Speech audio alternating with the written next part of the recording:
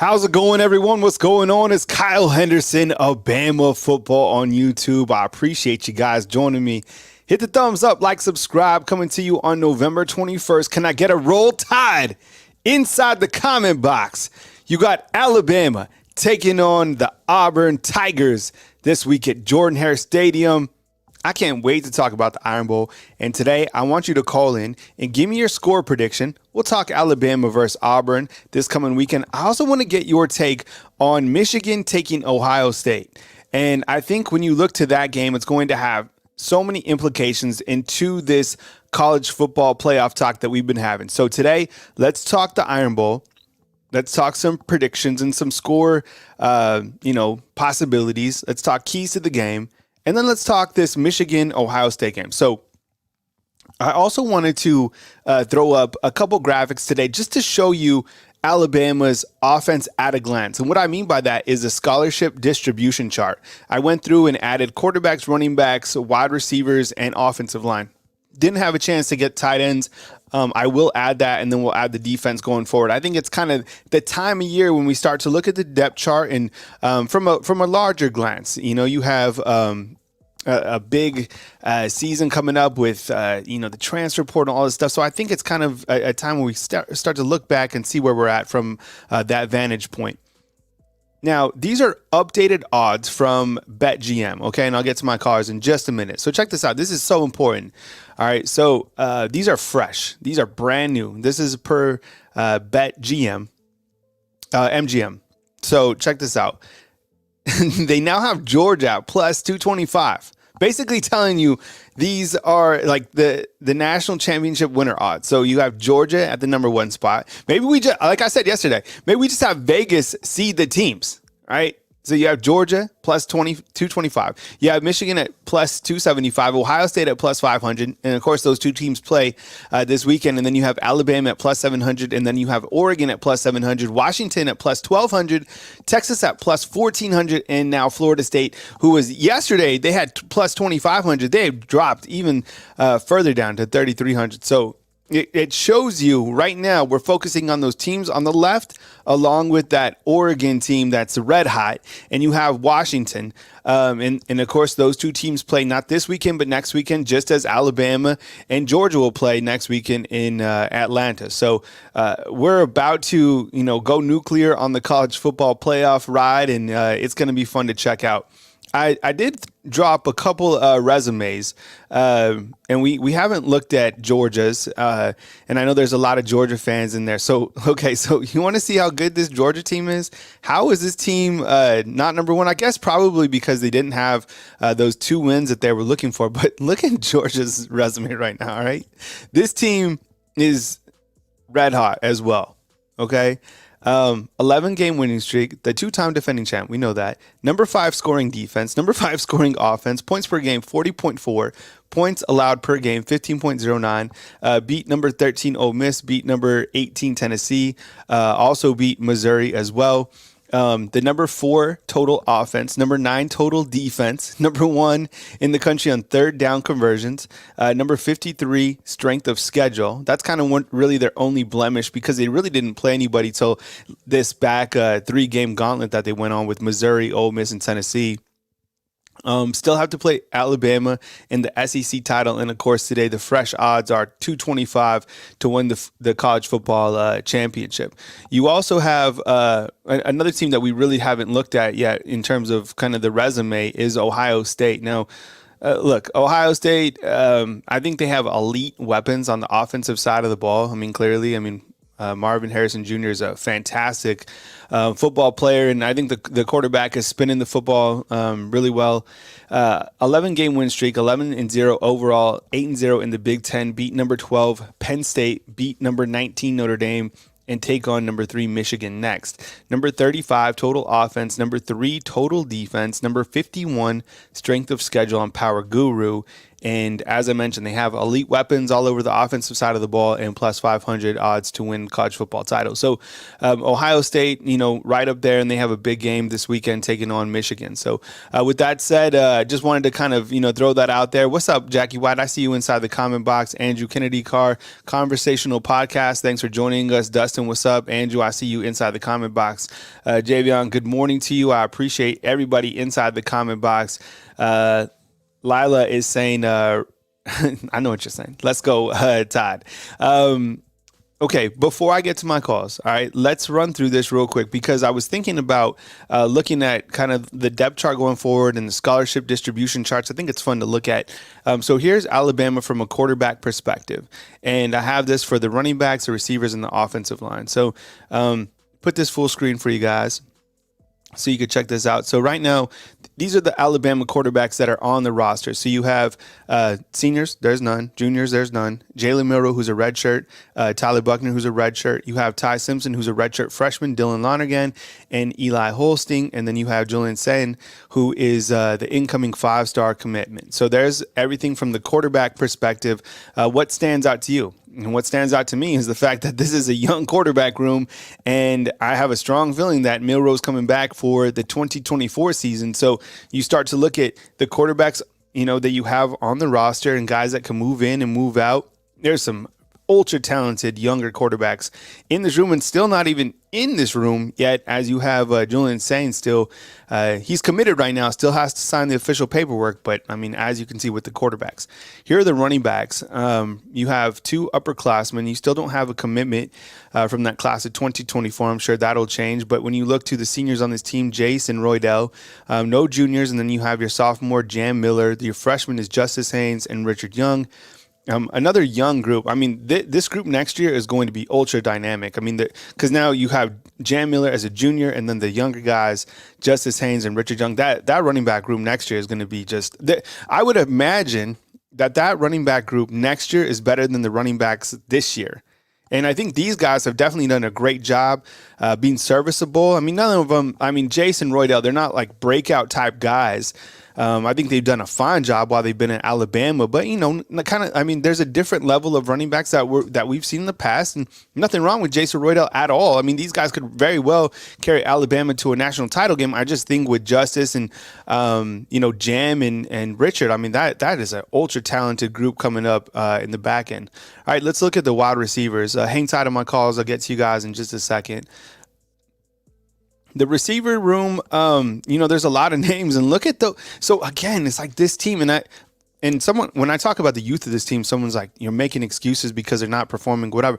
No, like these are these are facts right here. These are the guys, like, this is how it shakes out. I didn't make this up. This is facts. So you have your senior is Jermaine Burton. It's amazing to think that Ja'Cory Brooks is just a junior, right? Malik Benson, also junior. Your sophomores, Kendrick Law, Isaiah Bond, Kobe Prentice, Emmanuel Henderson. All those guys are sophomores. Shaz Preston, redshirt freshman, and then Jalen Hill, Jaron Hamilton, Cole Adams, those guys are freshmen. You have Amari Jefferson and Rico Scott as your prospects. Wow, just really incredible. And then we have, let's see, and I'll go to the offensive line as well. Let's look at this.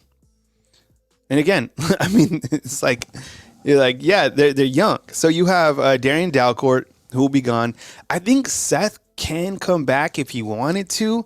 That's going to be one name to really watch. You have J.C. Latham, who, of course, will go to the NFL. And then everybody always asks about, what happened to the Twins? And the Twins mean, I could probably do a video and take calls on the Twins. So Tommy Brockemeyer was a heavily touted 5-star offensive tackle. Came here, things didn't shake out for him, wasn't able to crack the field, so he transferred. Believe he's at TCU. No, did he go back to Texas or TCU? Someone help me out in the comment box. Either way, he transferred out. And then you had James Brockemeyer. He stayed at Alabama, and he's kind of been, I guess he's, one of the backup centers right here at Alabama. And then you have DJ Ferguson, you have Jaden Roberts, and you have Tyler Booker, who is a true sophomore. Your freshman, there you go. Hattie Mae says TCU. Jackie White says TCU. Thank you so much. I thought that, but the family being from Texas, I got confused. But TCU, along with JoJo Earl and Trey Sanders, a lot of guys went from Bama to TCU. And then the freshmen, you have Elijah Pritchett, who's a redshirt freshman. Then you have Wilcom Formby, Miles McVeigh, Proctor Olasaline, and Rock Montgomery. I mean, the group is so young. And then you have the commits Casey Poe, Will Sanders, and Ionita. So that's kind of a glance at the offensive line. So I think my biggest takeaway when you look at the offense, and we'll do the defense as well, maybe tomorrow, is the fact that these guys are so young.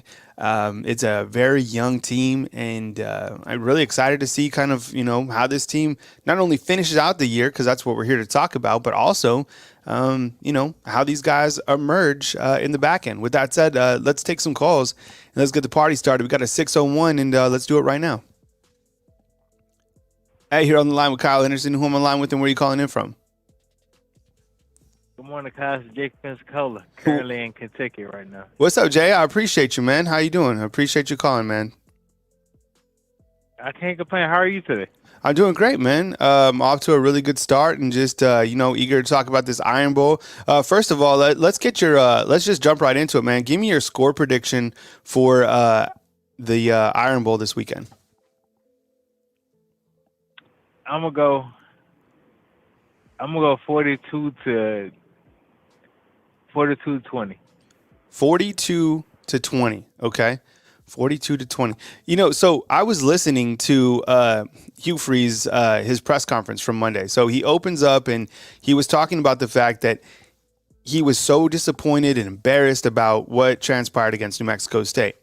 And then, of course, we're listening to Coach Saban, and he's talking about, it doesn't matter, what has happened. The Iron Bowl is always a difficult game, blah, blah. And that Hugh Freeze has been, think about it. Hugh Freeze has beat Nick Saban twice.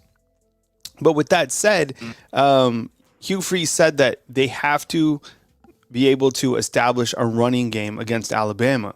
And nobody has been able to do that. So that has to be part of their game plan, of course. But when you look to the teams that have tried to run on Alabama, like a Tennessee, maybe a Texas A&M or Mississippi State. I mean, you just haven't been able to do that. I think it's going to be very challenging for Auburn to do that. Of course, they want to take the sails out of Alabama's offense, but no, I get it, man. So okay, so I like the score prediction. What do you like about Alabama going into this game, Jay?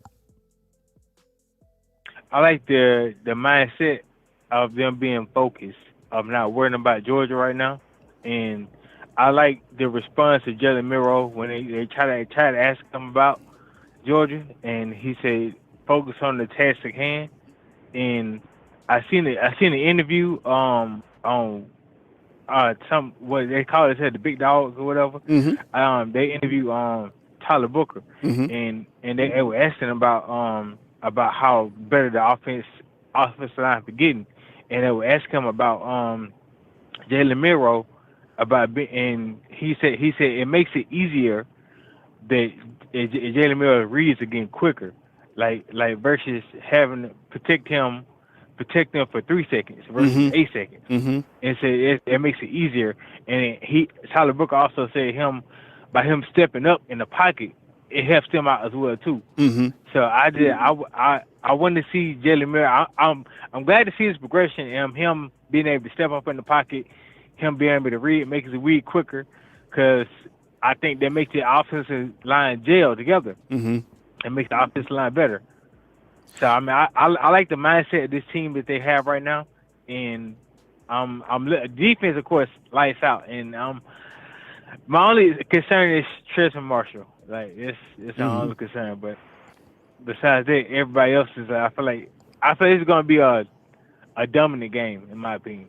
Yeah, I think when you look to this Iron Bowl, one of the things that really stands out to me is Alabama's mentality going into this game. So, and I say that because Malachi Moore, talking about the 24-hour rule yesterday, he was asked, did you start 24 hours to celebrate the Chattanooga win? He's like, no, I dove right into the film, watched the game against New Mexico State, because these guys know, and this is, I guess this is ironic in a sense. Like, this team wouldn't be this team if they didn't lose in week 2. Like, they almost had to lose in week 2 to achieve this greatness that they're chasing after, right? It humbled them. The game against South Florida. I mean, that's why I'm saying is like, this is all part of Coach Saban's master plan.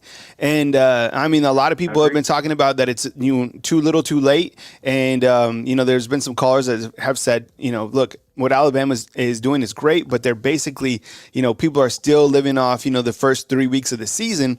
But the mentality of this team has been great. I mean, even talking with, Milroe yesterday, he seemed a little bit more focused. And I mean, not that he's ever been not focused. His demeanor was, I have to improve, and look at what I did against Chattanooga to be able to take that into this Auburn game. And they've done a really great job kind of avoiding the rat poison. And I think it's because they were really humbled as a team in week 2. So carrying that mindset going into Auburn, and I know that they're like a 14.5 point favorite to beat the Tigers, and whatever's happening at the bottom.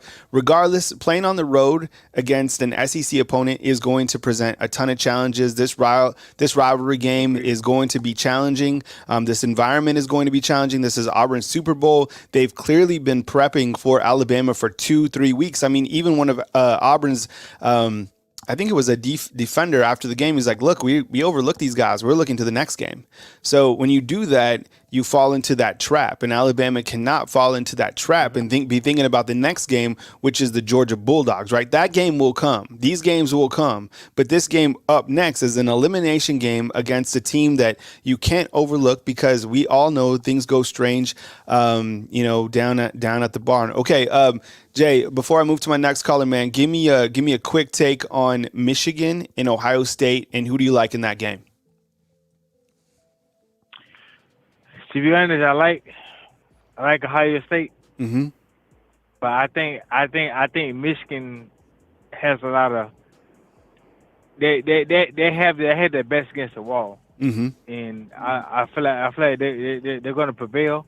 It's going to be 3 years straight, and I feel like they're going to take the win. I mean, I don't.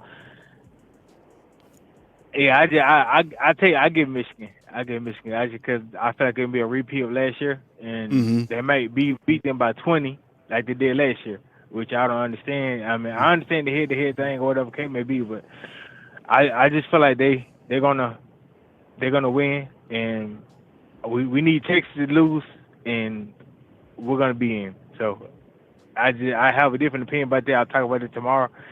I did have a different take on versus how it happened last year. They beat them by 20, but yet we had 2 losses, but combined scores of 4, but yet Ohio State team that got dominated and got beat by 20 still made it before us. But that's committee for you. So I feel like we're going to get in. We need chaos like we did last week between Texas. So if Texas loses and we win out our games in the SEC championship, we're going to get it. All right, man. Well, I appreciate you leading out the show, man. Take care, and we'll catch up with you next time. Have a good day. Roll Tide. All right, man. Take it easy. All right, roll Tide to you. All right, we got an 859 coming up next. Also, calling line is open, wide open, 205-850-1994. I appreciate you guys calling in and talking with the Iron Bowl and some of these college football scenarios coming up within these next 2 weeks. So when you call in today, I want to get your score prediction between Alabama and Auburn. I know it's early, but this is what we do. We're talking about the Iron Bowl. And then I also want to get your take on Michigan and Ohio State, even if you have a score prediction in that game. I think when you look to Michigan and Ohio State, and I'll get my 859 in just a second, I think when you looked at that game, everything revolves around Michigan. Michigan has done a really good job in a strange way of keeping the spotlight on the Wolverines. And it's probably not for the best reasons, but anytime your coach is on the sidelines, these guys are now playing for Coach Harbaugh. He's been saying that this is America's team. The team rallies around that type of stuff. The game is at the big house. It seems like Michigan is a team where things are just going their way. Same thing with Ohio State. And I think that Ohio State presents a lot of challenges because of the weapons that they have, specifically on the outside. Marvin Harrison Jr., some of their wide receivers, Kyle McCord has been spinning the ball around. Michigan is a team that can run the football. J.J. McCarthy's been doing a pretty good job. But Michigan wants to run the football, and they They want this game, and the winner of this game, as we know, probably punches their ticket to the playoffs because the teams in the Big Ten West, I mean, they're just not, to the caliber of the Big Ten East. So I want to get your take on that particular matchup taking place. With that said, we go to 859, and let's start it right now. Hey, thanks for being patient. You're on the line with Kyle Henderson. Who I'm on the line with, and where are you calling in from? Oh, it's Jack from Lexington, man. It's been a while since I've called in and talked to you, brother. Yeah, I appreciate you calling in, man. I hope you're having a fantastic Tuesday. And there's plenty to dive into. But the Iron Bowl is finally here. You got Michigan taking on Ohio State. You got Washington taking on Washington State. You have Oregon taking on Oregon State. So it's a rivalry week. So with that said, man, take it away.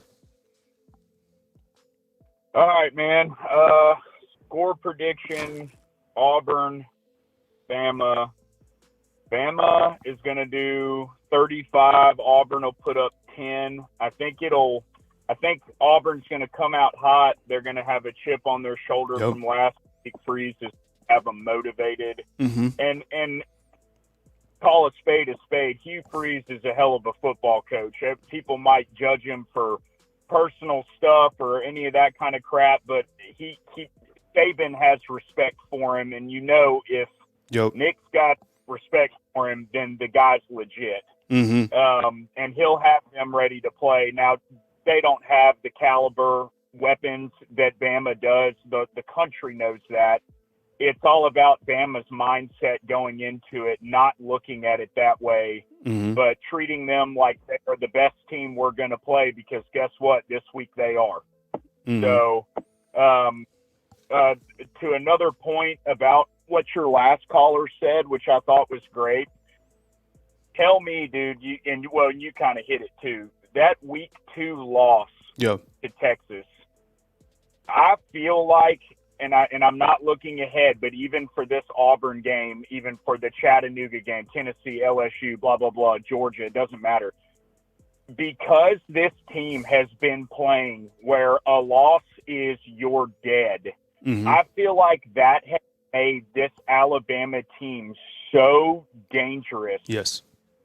Just because of that. And that's why I have such confidence. Everybody I work with, man, they're all Georgia fans, which is weird, but because I live up here in Kentucky, but they love Georgia, and that's cool, whatever. Sure. But I feel like that is the kryptonite we have against Georgia. The talent level is equal. The teams are identical when it comes to how they're run because of Kirby and Saban. Uh-huh. So going into it, Bama has this we win or we die mentality, and that's the same thing for the Auburn this week, and that makes us more dangerous, and that's why I feel like it's easily going to be 35-10. They might get 13 in there, but I feel like our defense is going to show out. They'll hit us with hot passes over the middle and make our linebackers earn it, but it's not going to hold up. It won't hold up for 4 quarters. And I feel like with our mindset, we're going to play a 4-quarter game. So I'm excited about it, man. And I think you bring up I love the point about the win or die mentality. I like that mantra because it really is that. And Malachi Moore said that a couple weeks ago, is that the fact that they know that every single game is an elimination game, which it is. And with that said as well, and I brought this up yesterday on my show, I said, look, and this has nothing to do with Jordan Travis or, because we're all praying for the kid. This is not about like the injury. It's just the fact that they were losing. Florida State was losing 13-0 to North Alabama. And I think you see even Vegas reflecting, some of that with their latest odds, right? I mean, now they're at, plus 3,300 or whatever because of the fact that they don't have their quarterback. Same thing would be for anybody. If Georgia didn't have Carson Beck and Michigan didn't have Blake Corum at running back, or Ohio State didn't have Marvin Harrison Jr., or Bama didn't have Jalen Milroe, whatever, like, it's unfortunate, but this is the world that we live in. But I'm saying, and I say this again, I just think that Alabama would certainly be under the microscope and is under the microscope. If they were trailing to Chattanooga 13-0, ESPN would have a 24-hour stream about why that happened. And they would bring in all their experts and Pat McAfee's show all Thursday would just be about that. And he'd be asking Saban about the life lessons and all this stuff, right? That, kind of goes along with it. And that's why I say going into this Iron Bowl, it's so pivotal that Alabama does this. Clearly win, but also plays a complete game, because every single thing that Alabama does, if this game is tied, right? If this game is tied at halftime, it's almost kind of goes against, like, it's unfortunate for Alabama, because this is going to be very challenging for Alabama, regardless of what happened against my alma mater, New Mexico State, right? Like, if this game, because of the rivalry game, if it goes in 10-10, right? They're going to be grilled for that. Right? They were tied with Auburn 10-10, or they were leading Auburn 17-10 in the third quarter because of what happened last week. Now, like you said, Hugh Freeze is a hell of a coach, and Coach Saban knows this. Think about this. The only other coach I think to best Coach Saban a couple times is Gus Malzahn, and Hugh Freeze has beat Coach Saban. Right. They played 5 times, and Gus Malzahn has beat him twice. That's crazy. Yep. So, I mean, look, there's a recipe, like just like Hugh Freeze has, he has an issue with the New Mexico State quarterback. He had trouble with him last year when he wasn't at Auburn. Sometimes it's just tough to play, to game plan for certain guys. Hugh Freeze has some sort of a recipe. He's going to play Nick Saban well regardless. Correct. I agree, man. It's part of that. It goes back to the Bama fatigue. On the other side of that, there's also a standard that Bama has created in college football. Yes. And any time Bama does not meet that standard, it's, put aside the dynasty's dead talk. It comes to, well, what do you mean they were tied with Chattanooga at halftime? Yep. Oh, there must be something going wrong there. And so that's the level of greatness, though, man. That's pretty awesome in our time that we've gotten to witness that and are still witnessing it. Mm-hmm. So, but you bring up that's another great point, though, is like that standard, because that's not the standard at Florida State, right? And they're not going to be held to that. They're going to be like, well, Florida State managed to be able to come back and piece things together, and we're able to win 58-13. Like that was this, they're able to come back, whereas Alabama, that wasn't acceptable. Anyways, it helped. Go ahead, Jack. No, I'm sorry, brother. I was just saying it helps some schools, but not ours, not with the standard we've created. 100%. Let me get your take on this Ohio State and Michigan game taking place. I mean, so many big implications on this game. You like the Wolverines? You like Ohio State? What's your take on that game? Kyle, to be honest with you, I'm not really sure how I feel about it. I know Michigan is, run or live and die by the run, which, in you can do that all day. Down here, it's funny, in the Southeastern Conference, most teams literally have a defensive package built to stop the run. So I find that funny. It's hard for me to pick who's going to win.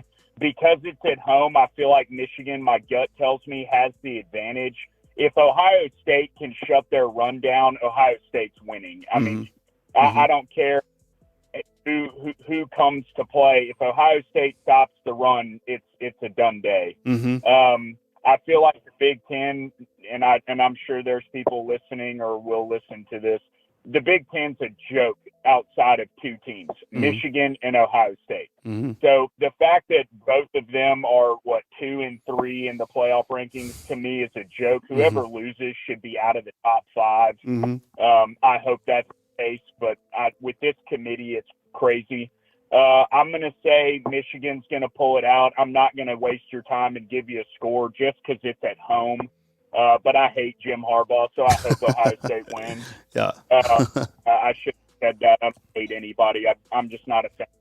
But no, but I get anyway, I get what you're saying. It's like, because as you guys know, like, I'm a 49er fan, and when Jim Harbaugh was the 49ers, I mean, he was rolling. But now that he's went to Michigan, he's always been like an awkward dude. Like he only gets like his khakis from Walmart and kind of all the recruiting weird stuff and the things that he says and this and that. But like, lately, he has just completely been the villain of college football. And now with all this going on, and that's why I'm saying I think Michigan, being that game is at the Big House, they just have so much to play for, especially let's do it for Harbaugh. And, I don't know, whatever. But anyways, Jack, I appreciate you calling in, man.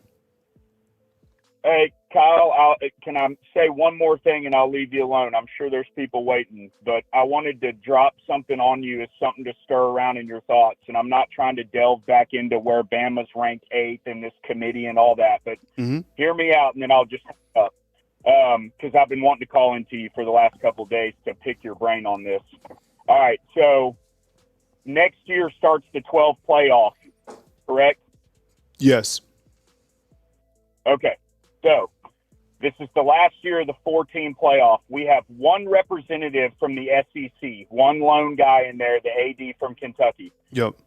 If Alabama, and you can bring this up in another thing, I'm just wanting to plant this seed in your mind. If Alabama beats Georgia in the SEC championship, tell me this is not designed by this Pac-12 banner-waving committee to keep both Alabama and Georgia out of this playoff. They would love it. They'd love it.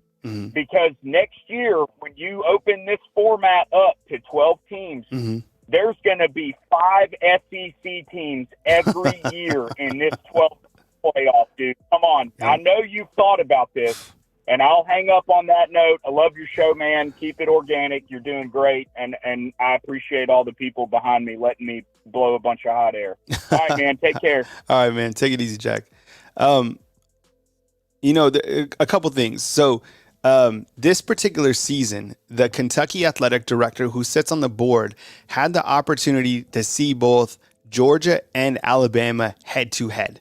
And I said this before, if it wasn't for Kool-Aid's muffed punt, Alabama would have beat Kentucky 70-0, whatever. So Georgia was able to take care of Kentucky and handedly.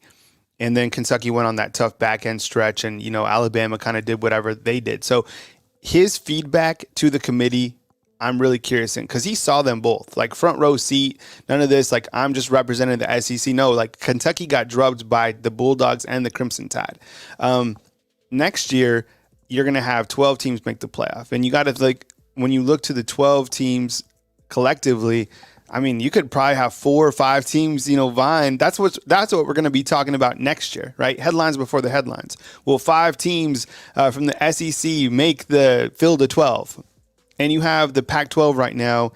It just seems like the Pac-12 and the Big Ten, and we talked about this many times, they have almost like a favoritism in a sense. Like people just keep harping on the Pac-12, and I don't know if it's because they feel sorry for them because their conference is breaking up, or kind of the hype that Colorado generated for the entire conference at the beginning of the season.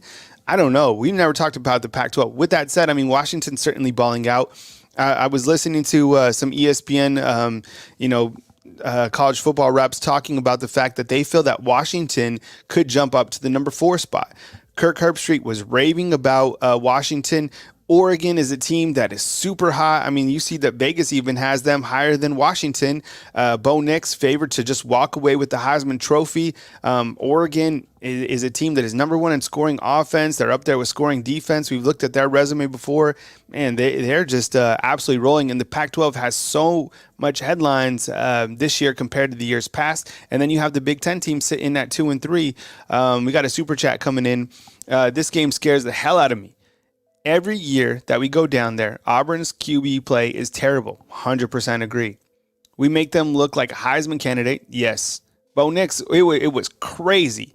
This is exactly right. I mean, when you look to this game, and that's why I'm saying them losing to New Mexico State was the worst thing that could have happened, because now the expectations to go to play in Jordan-Hare against Auburn, a Hugh Freeze-led Auburn team, are to win by like 70 points. They're going to be like, well, New Mexico State won 31-10.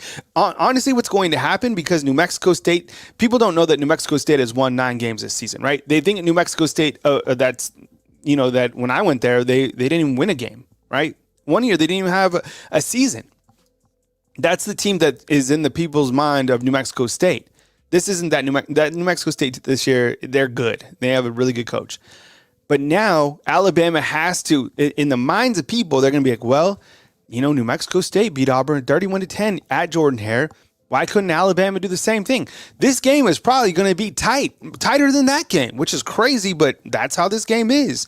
And it's going to only affect Alabama. That's why Alabama just has to play 4 quarters of play, stay healthy, beat these guys, and get to that next game against Georgia. And then everything will be settled against Georgia, but Alabama is going to be held at the frying pan if this game is 31-24 or, 24-17 or whatever. Like, this game is really going to impact Alabama probably in a negative way, no matter the outcome, unless Alabama wins like 72-0. Other than that, it's not going to bode well for Alabama because of that game against New Mexico State. Why couldn't Alabama win by 21 points? Why couldn't they do it? Right? Appreciate the super chat. No, I get it, man. I mean, every single year you go down there and it's crazy. Let's see. We go back to the phone lines, and we got Mike calling in from Kentucky. No, Kentucky. Mike from Austin. Mike, before you started calling, man, I had Mike from Kentucky, who was like a regular caller, but now you are the Mike from Austin, so I appreciate the intro. Mike from Austin, welcome to the show. Thank you, man. Thank you. Yes, there's a big difference between Austin and Kentucky. It's like one side to the other, to be honest with you. But either way, I appreciate you letting me be part of the show. Hey, man, just to remind people, 2 years ago, Alabama was kind of in the same situation where they went to Auburn. I think that, and that was the 4 overtime Bryce Young game 2 years ago. And I think Auburn was in the same situation. They were like 5-6 or 6-5, somewhere there. It was Brian Harsin's first year. They were a struggling team, and Alabama almost lost that game. If not for the heroics of Bryce Young, and then their Auburn's running back Tank, whatever his name is, that he went out of bounds instead of letting the clock run out. If not for that one bad call and that one bad play, Alabama could have lost. So that's an example of what could happen during the Auburn game. And like I mentioned yesterday, just the wild, most, craziest mayhem has played out there, from the kick 6 play to all these comebacks. I remember one time Alabama was winning 24-0, and that game came down. I think Bama lost it. So it's, so anything could play out. So Alabama definitely has to be ready, and which I think they will be, Kyle.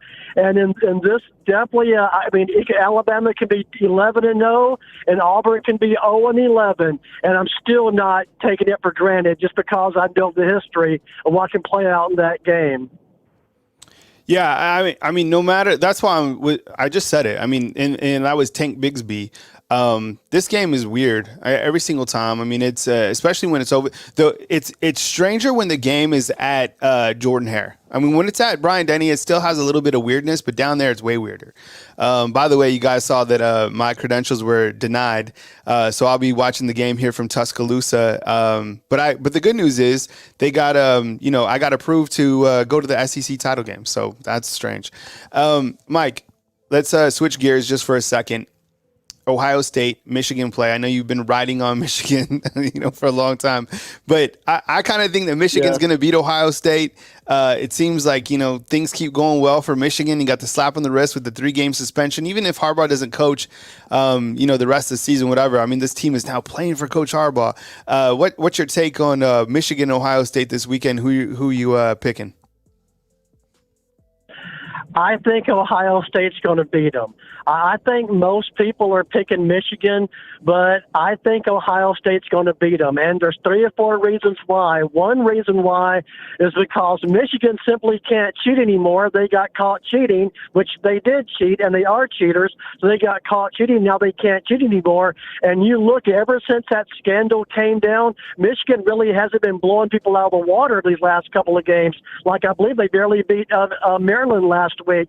And there's a revenge factor going on. Ohio State is, they lost the last couple of years to them, probably because Michigan cheated, but they lost the last couple of years to them. And I think there's a revenge factor going on. I do think Ohio State has not yet played their best game. And when they do put one together, and in my opinion, they're one of the best teams in the country. I'm definitely not a Buckeye fan by any stretch of the imagination, but when they play their best game, just They're one of the best teams in the country.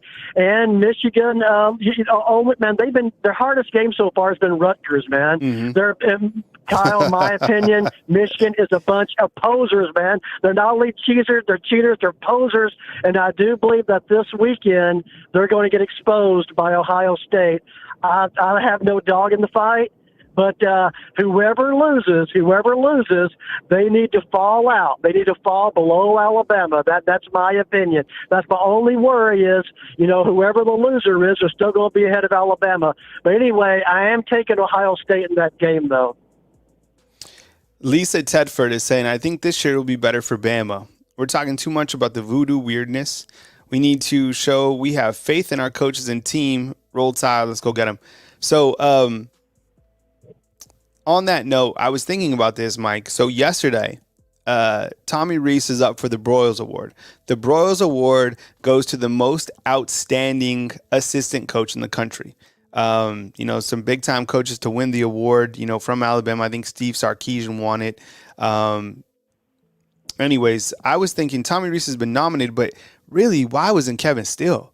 Because Alabama's offense, I think the story of it and where they're going, and I still don't think Alabama's offense is where it could be or where it's really going. I think it's only going to get better. But the defense has really been the backbone of this team. Kevin Steele came in, because the defense was a mess, right? You look at what the defense allowed last year. Alabama had 2 games where they allowed what? In the 40s? This year's defense has been great. And I think it's because of Kevin Steele. So I know it kind of segued away from that, but Lisa's comment just kind of made me think about Kevin Steele. I was like, that's amazing for Tommy Rees, young man, 31 years old. The coaches believe in him. Maybe they're giving him, some confidence. And what he's done with the offense has been, he is improved. But the Broyles Award, I don't know. Kevin Steele might be a better candidate, in my opinion. Anyways, Mike, any final take, man, before I move to my next caller? Well, yeah, I think Tommy Rees has done a good job. He was thrown into the fire. They had to figure out who their quarterback was. The Texas game came on early. Tommy Rees is a young guy, but he has to, if Nick Saban's going to hire him, Nick Saban had to see something good in the guy. Tommy Rees has done a good job, in my opinion. Kevin Steele's done an outstanding job.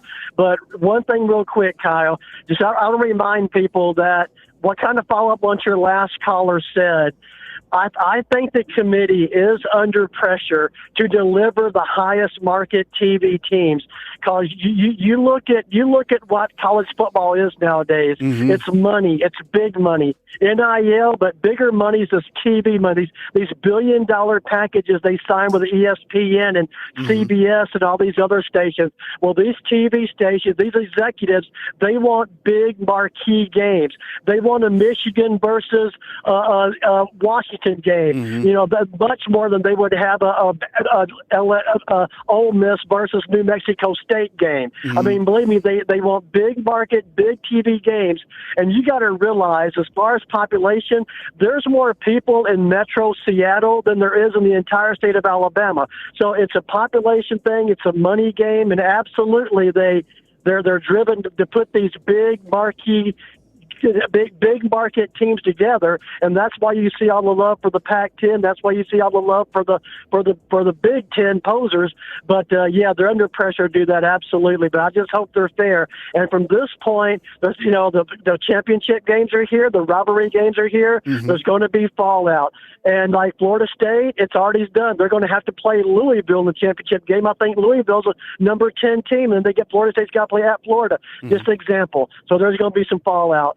But all right, Kyle, thanks for taking my call, man. You take care. Have a great day. All right, man. Take it easy. All right. That was Mike in Austin. Mike in Kentucky, if you're watching, man. Still hope you're doing well, man. Hope you have a good Thanksgiving. All right, 404, let's do it. All right, thanks for being patient. You're on the line with Kyle Henderson. Who I'm on the line with and where you calling in from? Morning, Kyle. This is Al. Behind enemy lines in Georgia. Hey, what's How up? you doing, brother? What's up, Al? I appreciate you, man. Thank you very much for joining us on this fine Tuesday. It's November 21st. We're talking Alabama versus Auburn.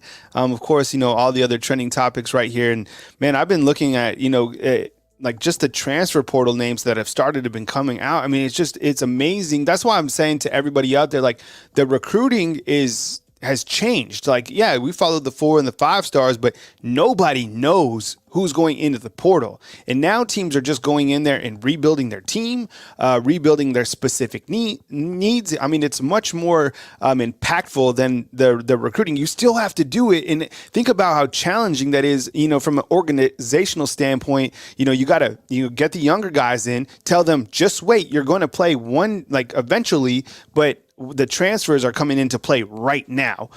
So I was just kind of thinking about that as you kind of just cruise through the trending headlines. But anyways, welcome to the show. Appreciate it. And really good to catch up with you today. Always, brother. Always a pleasure, man. This whole transfer portal thing can be somewhat precarious because just like I was commenting in the chat here, this team has a rare chemistry that I haven't seen in Alabama. On the field chemistry and joyless murder ball leadership. I mean, that two dog mentality with those guys like Deontay and Book and those guys, man, they want to mash your face and hold guys accountable on the field because they've gone through so much. They survived so much. The players believe in the on-field leadership. And more importantly, there's chemistry on the staff. I mean, the cohesiveness that we are seeing with Kevin Steele, and don't let's forget Charlie Strong behind the scenes. Game planning, on-field adjustments, Coach Fowler. This team is rare. I mean, I've been following Alabama football, since the 60s. I mean, I coached a long time since. And I see that being a huge factor in this game, but also in the transfer portal. And I say that because you can ruin a team chemistry by bringing guys in, just like you were saying. And so I think because of the leadership in play, Bear Bryant used to say all the time, we got great seniors on our team. In other words, he has a mature team. When he's saying that, you're going to get beat. Okay? So that's my take on that. But one thing I want to digress a little bit. Where's Uncle Charles when AJ's on the phone? What do you mean, Uncle Charles? No.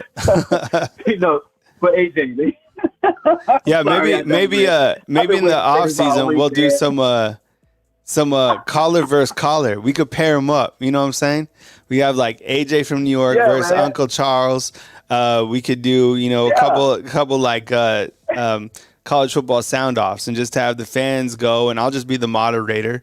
And I think that could be pretty That could be pretty entertaining. I could wear this, Yeah, funny little blazer, and we'll get it going. You know how many likes you gonna have with that? Because this day I don't have a clue, man. I mean, I saw some stats last week that even at the next level on Sundays, probably somewhere about 10% of the pass drops, guys are going to their second and third reads.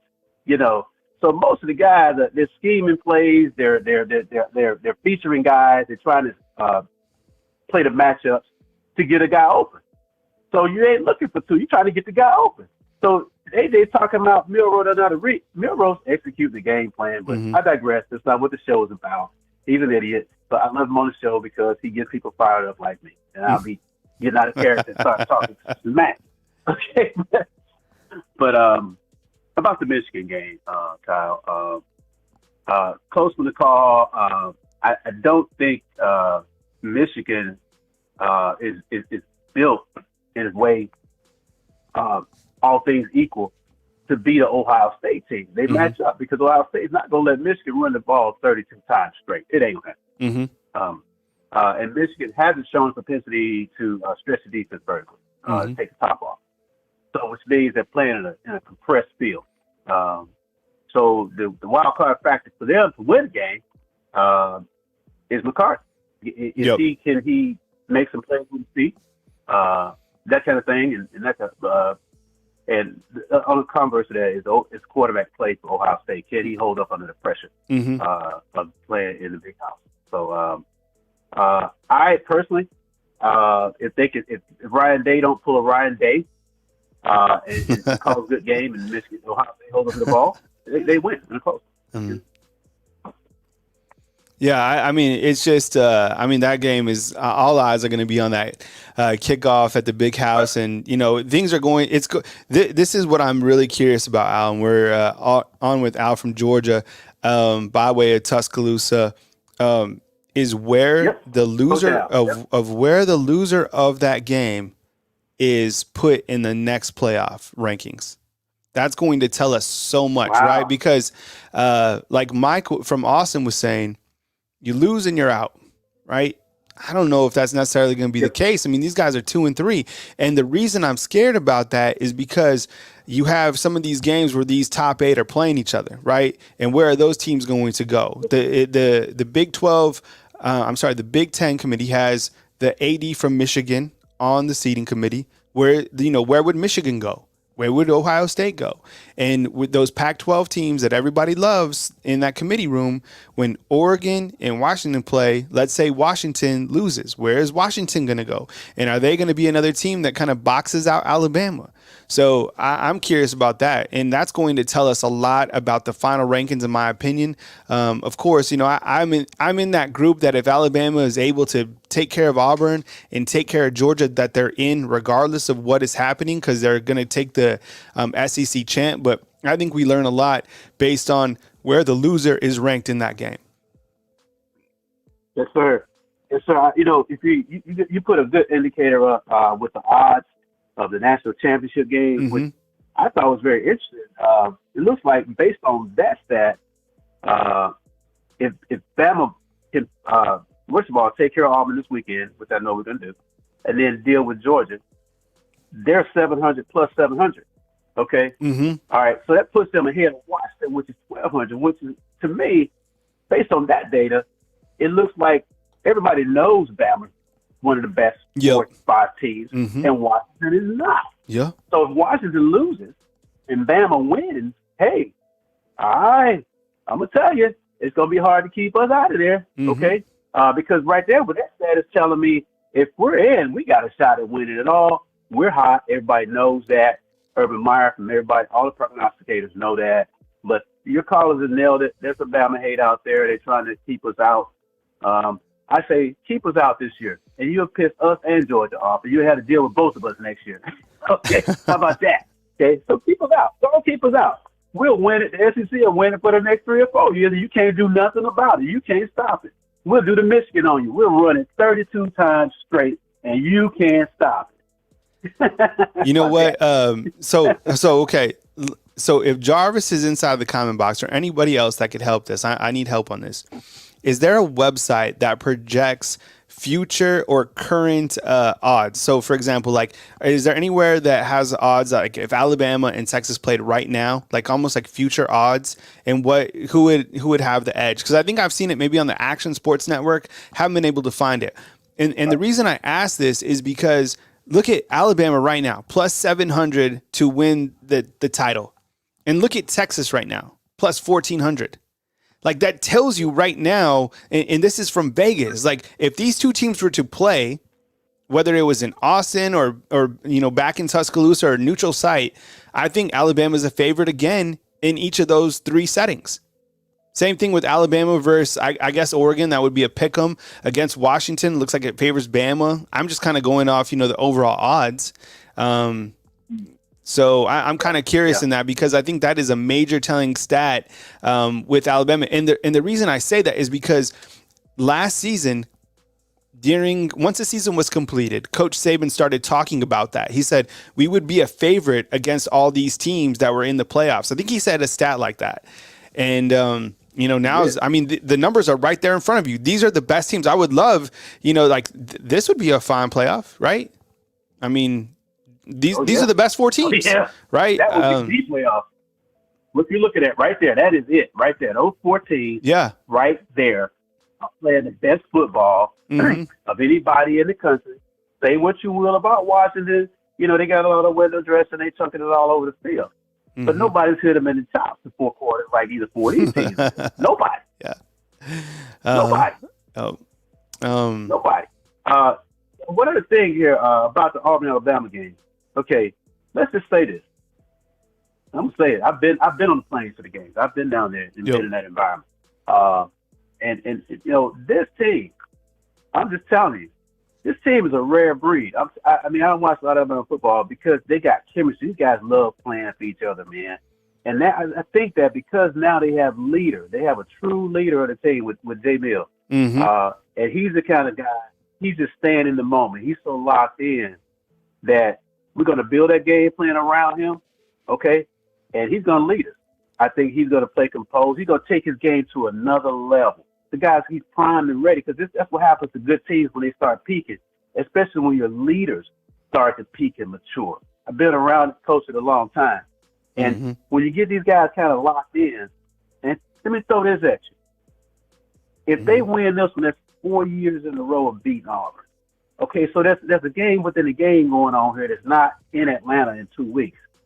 These guys are focused on giving Nick Saban another birthday present, just like they did in October. Okay, so I'm just telling you that he loves them. Man, this is a rare thing. So I think the Bama Nation really should to cherish what we're witnessing happen right before our eyes right now. More so than anything else, more than the big, just enjoy the moment. You know what I mean? And so one thing, I know you got callers. I talked to Cedric a couple weeks ago, and I asked him to tell you hello. Oh, yeah. All right. When you see, I don't know if he did or not, but we go way back, man. I mean, way back. He's like them. You know, I've seen Cedric. I see him all over town. Like, I went to Sam's Club the other day to load up, and he was at Sam's Club. You think about the book that Cedric could write. So if you don't know who Cedric is, he's basically like Saban's right hand man. He's basically the guy who puts the bottle on the podium. That's what he's kind of known for, but he's so much more than that. I mean, he's played a major part in kind of the organizational process for the Alabama Crimson Tide for so many years. He's probably the guy that Saban trusts the most, honestly. I'm sure that guy has like a non-disclosure or something like that, because the book that he could write would be an instant bestseller. Honestly, like the thing. So let me tell you a story real quick. Okay. So Cedric came in, and he doesn't say, he just comes in. He's super positive. Everybody saw him on the sideline just recently, right? Just kind of pumping things up. So we're in the media room about to listen to Coach Saban. It's like Wednesday night. And it was around this time a couple years ago, because Saban had to get going on Wednesday night for his radio show. So the coach's show is on Thursday, but on Wednesdays during Thanksgiving, they move it to Wednesday night. So Coach Saban can be with his family on Thursday.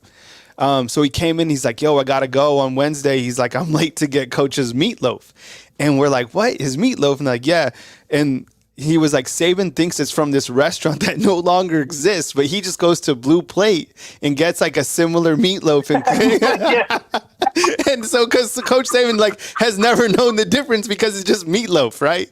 So that was like one of the things that he said. So I was just like, man, if he has that, imagine all the other stuff he has. So it's crazy. Al, I appreciate you chopping it up with me. I got to move to the next color, man, but I will catch up with you next time, all right? Thanks for having me. Thanks for being so all great. right, man. All right. Happy Thanksgiving. All right, you too, man. All right, take it easy. Yeah. All right, Lila, with the super chat, I appreciate you helping your super chat go. Thank you so much. She says, "Roll mother effing Tide." I appreciate it, Kyle. Say it. Just kidding. People get hurt. No, of course, people get hurt about everything, though. So it's all good. I appreciate you. Thank you so much. I'll take my last call of the day. We got a 606. Thanks for being patient. 606, what's up? You're on the line with Kyle Henderson. Who on the line with him? Where are you calling in from? Yes. My name's Anthony. I'm calling from Kentucky. How are you doing today? What's up, Anthony? Thank you so much, man. I appreciate you, man. Speak up just a little bit.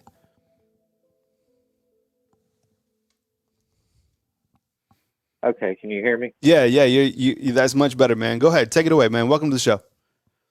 So I just have a question. So from all the college football playoff rankings that have came out so far, pretty much what they are indicating to us is that the winner of Michigan and Ohio State will get one spot, and then the winner of Washington and Oregon will get a second spot. And looking at Florida State's schedule, even though they lost their quarterback, you know they're going to be favored against Florida, but they could lose against Louisville. But if they win out, they would get that third spot. So I want to know exactly how it's going to, if it comes down to Bama or Texas, where Texas has the head-to-head win. But if Bama beats Georgia, how do you think that'll play out? Okay, so I think it works out like this. I think we go back to our board, the playoff board right here. And I think that we look to the fact that how the teams are playing at this current point in time. And I think what it comes down to for the committee is how did these two teams finish down the stretch? And for me, I think Alabama is playing at a much higher level than Texas, and I get it. One of the qualifications is head-to-head. With that said, I think beating a number one Georgia, and look at this resume for Georgia, okay? We're all saying that, Alabama beats Georgia. I don't know if anybody's going to beat Georgia, to be honest. I mean, look at this real quick, okay? And this is going to help me build my points out. So we'll take off the bottom of the screen. So they're 11-game win streak, 2-time defending champ, number 5 scoring defense, number 5 scoring offense. Of course, the 2-time defending champ, that doesn't mean anything. But, I mean, here are the other facts. I mean, points per game, 40 points per game. Carson Beck playing out of his mind, playing like one of the best quarterbacks in the entire country. Beat number 13, Ole Miss, beat Tennessee, beat Missouri. The number 4 total offense, number 9 total defense.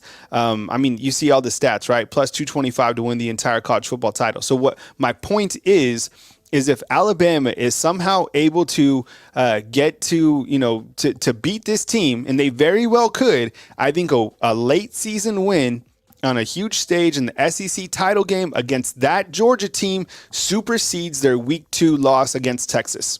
That's it. And I think that's what everybody is kind of talking about inside the comment box because Georgia's playing at such a high level. So if there's one game that can redeem Alabama's early season woes against, South Florida, that poor performance against Texas losing that game, it's beating that team right there, 100%. So I think you're right. So Big Ten in, Pac-12 probably in. If it's Oregon or undefeated Washington, probably the case. Florida State, probably out. And then Bama in if they beat this Georgia team. And then I'll tell you what, who should be the 4th team? Georgia. Or, Georgia, a one-loss Georgia team, in my opinion, no matter what's going on with Alabama and Georgia, I think that Georgia is a top 4 team with 1 loss, 100%. So those are the teams that should make the playoffs. I think Texas, the back end, I just don't think that they're playing at a high enough level to be considered a playoff team. There was a great, win against Alabama. That the season that they put together is amazing, but I think late down the stretch, they just they're not playing like a playoff team.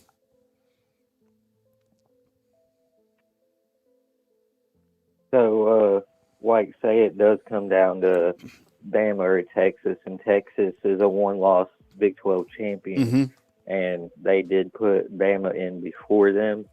Do you think all hell would break loose because of the head-to-head win, or do you think that they would be able to justify it? Because, everyone says if someone beats a team head-to-head, like how Washington beat Oregon earlier this year, or, say if Louisville beat Florida State, then wouldn't that make the case for Louisville to get in the playoffs as a 1-loss champion as well?